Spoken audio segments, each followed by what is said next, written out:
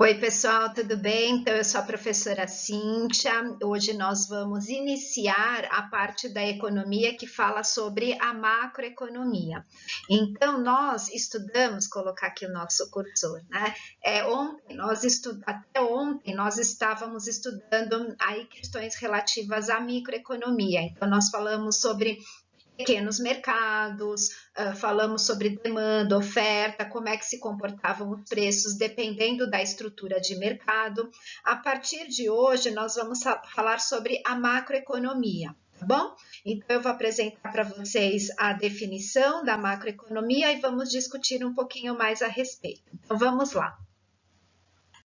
Então, agora nós vamos conhecer um pouquinho sobre a definição da macroeconomia.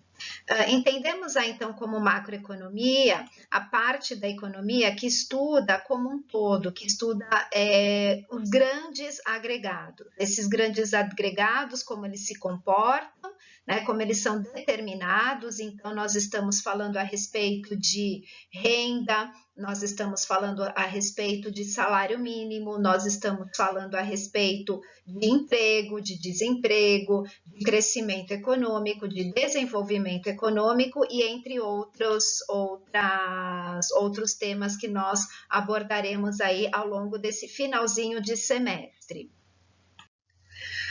Quando falamos em macroeconomia, né, a gente está falando desses grandes agregados, como eles se comportam, como eles são determinados, então a gente está falando da relação nível Brasil, da relação nível mundial, né? Então a gente está falando sobre outras perspectivas maiores e não perspectivas como de mercado, como nós vimos até então na microeconomia.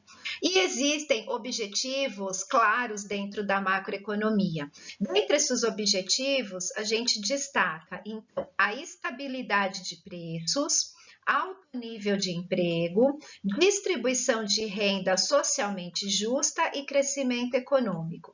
Então, quando um presidente da República assume o país, quando a gente fala sobre as políticas macroeconômicas de cada presidente, ele vai ter que trabalhar com todas as questões, independente de quais sejam as questões, para que os preços sejam estabilizados, ou seja, mais estável possível, que garanta um bom nível de emprego, que faça políticas que diminuam essa diferença social, né, que permite com que haja uma melhor distribuição de renda e que promova, ao mesmo tempo, um crescimento econômico. Então, esses são os objetivos da macroeconomia.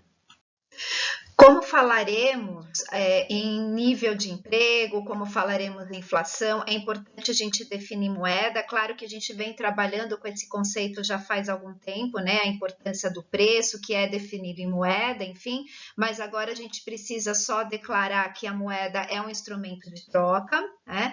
Ele serve para que aconteçam aí as transações econômicas, dentro do que nós já falamos. Nossa moeda, então, é o real. E ela foi instituída no país em 1994. Então, mais para frente, a gente vai falar um pouquinho sobre a inflação e mudanças da moeda, então vai ser importante para a gente entender um pouquinho mais a respeito disso. Então, no governo do Itamar, cujo o ministro da Economia era o Fernando Henrique Cardoso, foi instituído aí, a partir do plano real, foi instituído o real como a moeda aí até hoje em vigor.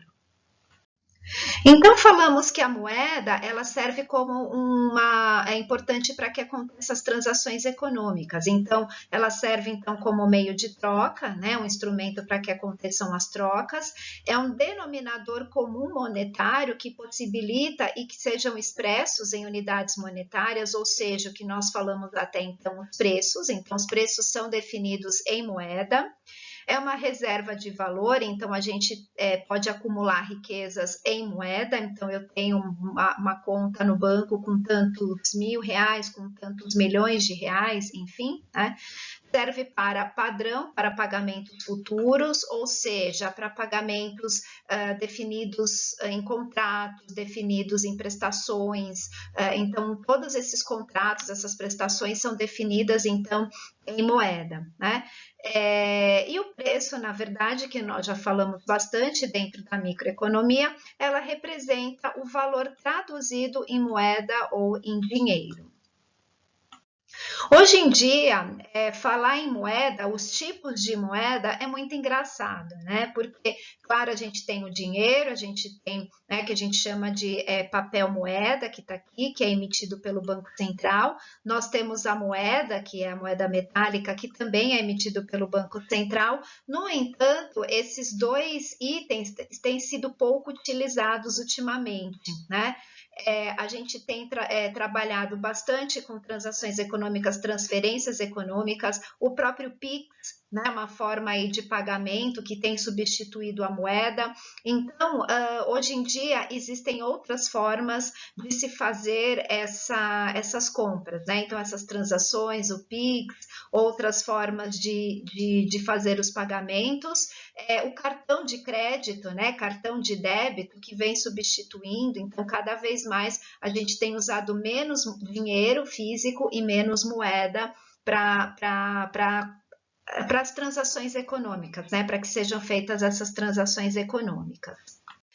E só para finalizar, né, aqui a gente está falando ainda sobre os tipos de moeda, mas por que veio mudando? Porque as transações econômicas elas foram se modificando. Então, hoje eu compro um carro, eu compro casa com valores maiores, eu faço compras via internet, compra online. Então, é extremamente importante que hajam outras formas de fazer essas transações, né?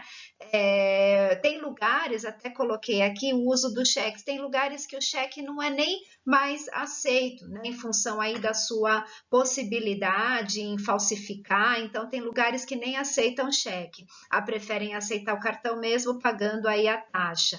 Então significa que em função das mudanças que vieram ocorrendo ao longo dos anos em relação a como se dá essas transações econômicas, a própria moeda veio se modificando, né? A característica da moeda veio se modificando justamente para se adequar aí aos novos padrões econômicos, né? De pagamentos, tá bom?